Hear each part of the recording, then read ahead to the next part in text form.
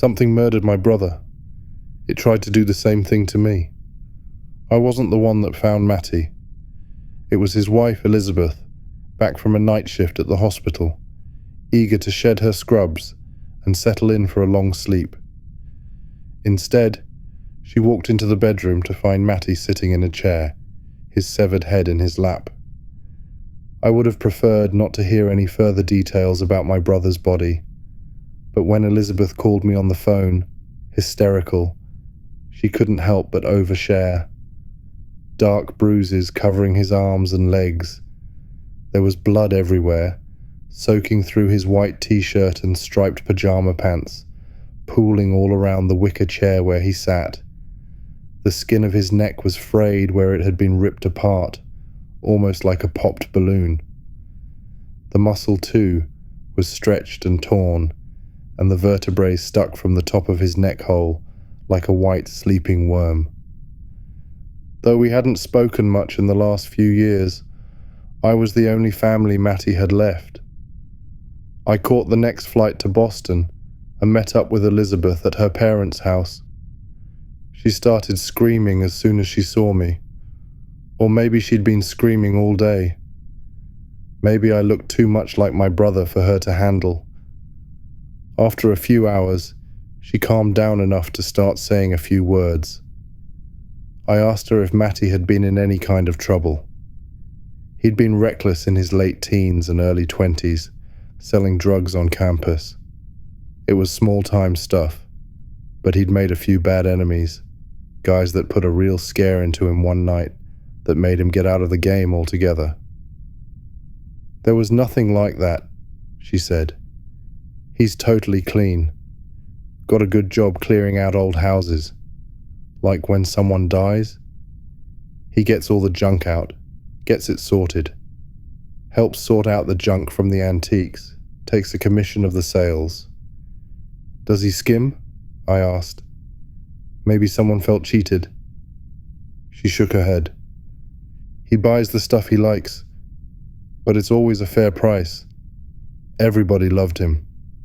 Everybody. The cops investigated, of course, but there were no leads, no evidence of a break-in, no one with a grudge. It was like Matty had twisted his own head off and set it in his lap. One of the detectives mentioned that more than half of murders go unsolved. It seemed this would be one of them. Weeks passed, and I stuck around, trying to help Elizabeth put her life back together. Even after the police were done scouring her place, she refused to go back in. We hired some people to clean up the blood, but they told me there was only so much they could do. The hardwood in the bedroom would never give up that stain. Finally, it fell on me to go into the place and gather a few of Elizabeth's things. They were going to put it up for sale. She was still in pieces, planning to move back in with her parents, probably permanently. I rented a truck and some basic tools, told her I'd get to work. Up until that point, I'd been staying in a cheap Airbnb nearby, but with Matty's house reopened, I figured I could spend a few nights there while I packed up. When I mentioned the idea, Elizabeth gave me a weird look. "You shouldn't stay there," she said. "Why not?" I asked, but she couldn't come up with a good reason. Of course, the day I got into the place, the first thing I did was head to the bedroom. I guess I just had to see it. The cleaners had clearly scrubbed the hell out of the place, but there was still a nasty stain in the center of the room. The mark was roughly circular and maybe 3 feet across, mostly grey, but grew darker at the edges, almost black.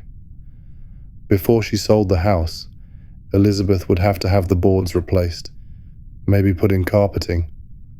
Something. For a few seconds, I just stood there, looking at the black circle, imagining my brother inside it, permanently. Once I'd spent a few moments staring, I looked up from the stain, really taking the place in for the first time. Elizabeth hadn't been kidding about the antiques.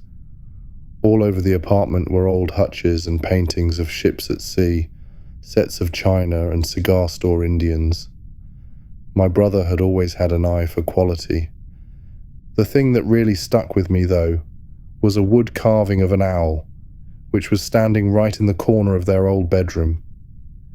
The thing was larger than life, coming all the way up to my shoulder, carved all of a single trunk of elm. It was one solid piece, save for a single amber eye made of glass inlay. The other eye hole was empty, giving the odd impression that the carving was winking at you. The wood had been lacquered maybe a dozen times, leaving it with an uneven plastic sheen.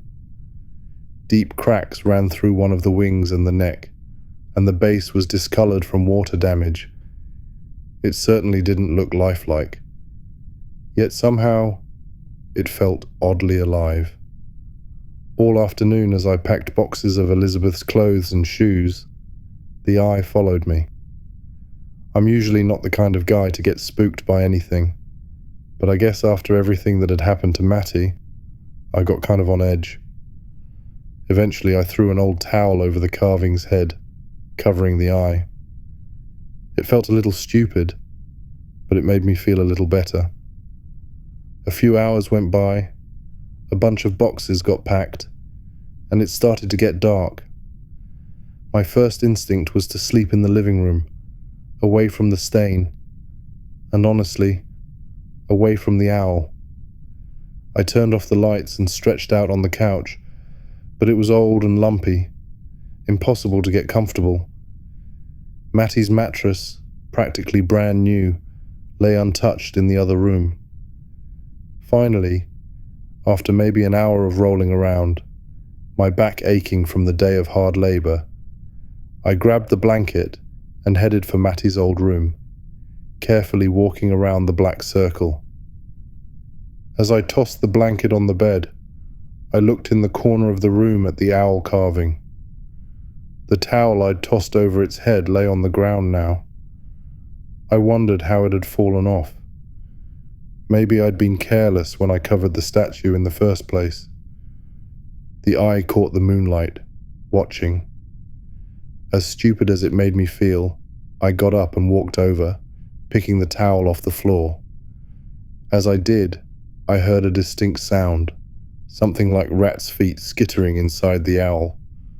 I jumped back halfway to the bed, still holding the towel in my hand. For a moment, I stared at the carving, daring it to move, waiting for another sound. Nothing. The whole time, though, even as I was watching it, the amber eye watched me. Slowly, I walked back to the carving and threw the towel over it. Then, I backed across the room to the bed, not quite realizing I was stepping through the black circle on the floor. Finally, I collapsed onto the mattress, curled under the blanket, and fell asleep. I woke to a cracking sound. At first, everything was still. Then, through the moonlit near dark of the room, I watched as the owl statue began to move. First, its left wing pushed out from inside, then its right. The wood pushed out perhaps 5 inches, revealing something black and skeletal inside. It looked almost like the Transformers Matty and I had played with as kids, unseen robots pushing out through the plastic panels of a vehicle to reveal their hidden shiny bones. I lay transfixed as 2 thin black legs pushed out hidden panels near the owl's base. The black legs, at least, they seemed like legs, couldn't have been much wider than a curtain rod. They pushed all the way down to the floor. Then, the whole carving began to move toward me. The wood swayed on some unseen thing inside it, some too thin creature wearing the wooden owl like armor. I looked for a way out. I could have jumped through the window, but I was on the 2nd floor, and the thing was moving too fast now anyway. As it reached the bed, it reached out, its thin black arms growing impossibly long, its hands flattening and growing wide like dinner plates.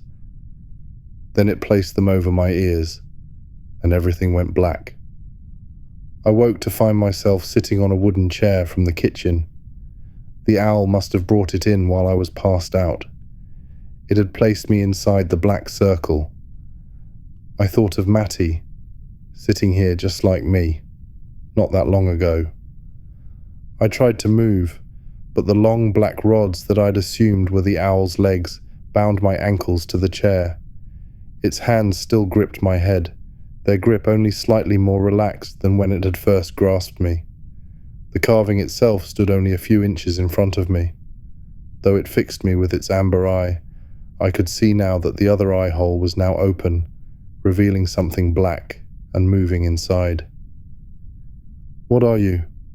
I asked, barely able to speak. I think it laughed. At least it sounded a little like a laugh. "I'm not quite an owl," it said. Its voice was low, echoing out through the cracks in the owl's wooden shell. "I'm not quite a person either. Some days I feel closer to bird, some days closer to man. But actually, I've been around long before owls ever flew." "Of course," it continued, "owls are generally far less interesting than humans. They're basic creatures. Give them a moonlit night and a field full of frightened mice, and they'll be happy. So happy. Every single time. For humans, nothing is ever enough." It clicked its tongue, then got quiet. "But there is one area in which owls truly excel, which I have always admired," it said. "They are fantastic at turning their heads, so much better than humans. It's an area where it's not even a competition, not even close." As it said this, I felt the pressure from its plate-like hands increase against my temples, and it turned my neck about 90 degrees to the right. Not enough to hurt exactly, but it was certainly uncomfortable. I thought of Matty, his head twisted clean off and set carefully in his lap. "Why are you doing this?" I asked. "Because, as I said, humans are interesting, but also frustrating. Not to belabor the comparison to owls, but truly, your eyesight is quite poor, and not just your night vision. Your ability to see yourselves is quite abysmal. Watching you with only one eye, I can see truths about you that you simply cannot face." "What the hell are you talking about?" I screamed. It held a black finger to its beaks, shushing me. "Please," it said. "If you must scream, wait until you really, really must. Later in the game, it may be unavoidable." "Game," I whispered. "It's one of my own invention, though it's not too different than some human games. A little bit truth or dare, a little bit mercy. Mostly mercy. The rules aren't complicated. I'll be telling you some truths about your life. Unpleasant truths. Each truth will come with a bit of pain, both mental and physical. When you've had enough, simply speak the word mercy, and your pain will be over." "And my head will be in my lap," I said. "Very good," it said. "I knew you were a smart one. In that case, it sounds like no further explanation will be needed. Except that I should add, the result of this exercise will be inevitable. You will eventually beg for mercy. Out of compassion, I'll go ahead and offer you an opportunity to ask for it right now, just to spare yourself the pain ahead." For a moment, I considered the offer. It would be easy to let it simply do what it wanted, to give my head one great, final twist. That would be it. Nothing would hurt after that. But something in me wasn't ready to let go. "No," I said. "Not yet." Deep from within the owl's wooden head, the dark thing looked out at me. Then it seemed to nod. I felt its impossibly strong hands tighten around my head and began to turn it, perhaps 10 more degrees to the right. It was definitely past the point of uncomfortable now. Along with this physical pain, I'll be stating a truth that carries a similar amount of mental anguish," said the dark, thin thing. "I would like to start by saying that you were never a good brother. As a boy, you were the golden child, taking all of your mother's love, allowing a narrative to develop that your brother was the eternal screw-up. Though you pretended to be kind to him, secretly, deep down, you were happy to play the role of the favored son. Sometimes, it even made you happy to hear your mother ranting at him, refusing him meals as he cried in his room, knowing that his misdeeds only made you look all the better." "No," I said, trying to wriggle my neck free. "Is that what Matty said? I was a good brother. After Mum used to tear into him, I'd go to his room, bring him snacks when she threw his dinner in the trash. I took care of him." The thing's hands tightened around my head, turning it ever farther. "That happened once or twice," said the thing. "It was little comfort to your brother. More often than not, he went to sleep hungry, well aware that no one loved him, least of all you." I wanted to say more, but I knew it would only bring pain. I held my tongue. "Even in adulthood, you let your brother flounder," it said. "It would have been so easy to help him out with a few $1,000s. You knew he was destitute, selling drugs to make ends meet. He would have blown that money in a week," I said. "Might have gone on a bender, gotten himself killed." "No," it shouted, growing angry at me now. "You were selfish.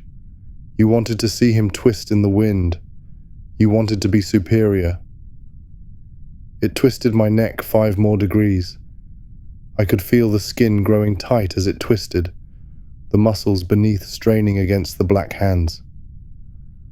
"Why are you even here?" it asked. "You never visited when he was alive. Perhaps it actually frustrated you to see him getting his life together. Or is it Elizabeth? You always felt she was too good for Matty. But you always secretly had a little crush, didn't you? Maybe now he's dead." "No," I said, and hot tears were starting to roll down my face. "I was just trying to be a good brother. I swear." "Too late," the thing shouted. "Too late." It twisted my head again. I felt a wetness on my skin and wondered if I had begun to bleed. "Mercy," the thing shouted. "Simply say the word, and this will all be over. Your brother suffered far less." "I'm sorry, Matty," I said, just talking into the dark. "I'm sorry, I did my best. I really did love you. Always." "Mercy," shouted the thing. "Just keep going," I said. "It'll be over soon enough. But I'll never ask for it. Never." As I said the words, the first rays of sun cut through the drawn shades. Where the rays struck the thing's hands, there was a smoky smell. "Mercy, quick, or it'll only hurt worse," shouted the thing, but there was a note of fear in its tone now. "Go ahead then," I said, but it didn't. The sun shone more brightly. Slowly, the pressure on my temples began to ease. The black limbs withdrew. The owl began to back away into its corner. By the time dawn had fully flooded the room, the carving was back in place. That morning, I returned to Elizabeth's parents' house with a few boxes of her things. I must have looked pretty wrecked, because she asked how I was doing, a note of concern in her voice. "I'm okay," I said, "but I can't stay here anymore. I've got to get home." She nodded, understanding. "I've been thinking about it," she said, "and I think I can handle the rest. I've been leaning on you too hard." Suddenly, a wave of panic flooded through me. "Promise you won't stay there," I said. "Promise." "I would never," she said. Even when Matty was alive, I didn't like sleeping there. All those old antiques. I never liked the smell. But Matty loved them, so—" "Thank you," I said, trying to stay composed, "for being so good to him." She reached out and gave me a big hug. "I know you two hadn't hung out much over the last few years, but Matty always said you were there when he needed him," she said. "Now I see what he meant." She looked over at my rental truck. There, in the bed, lay the wooden owl. "Is that one of Matty's?" she asked. "I was hoping you'd let me have it," I said. "One last thing to remember him by." She shrugged. "I've never seen it before. Maybe he'd just gotten it." "Yeah," I said. "Could be." I said goodbye and got in the truck, and then I drove. I headed out in the city, out where the urban sprawl gave way to some kind of forest, marked with a few sunny meadows. When I was satisfied that I'd reached the middle of nowhere, I stopped. I took the statue from the bed of the truck and dragged it out into a sunny field. All the while, I heard the skittering sound inside. It was getting hot, toward afternoon, and I could tell the heat and light was affecting the thing inside. I knew the wood was full of little cracks. Some of them must have been big enough to let the light through. "It's still only noon," I said. "Not quite the hottest part of the day. That'll be hours from now, maybe at 3 or 4. I wonder if you'll make it that far." A small shriek emerged from inside the owl. I ignored it. "Now, over in the truck, I've got a saw," I continued. "I could cut this owl shell of yours right in half and let the light take you. And I will. But first, I'm going to need you to ask for mercy."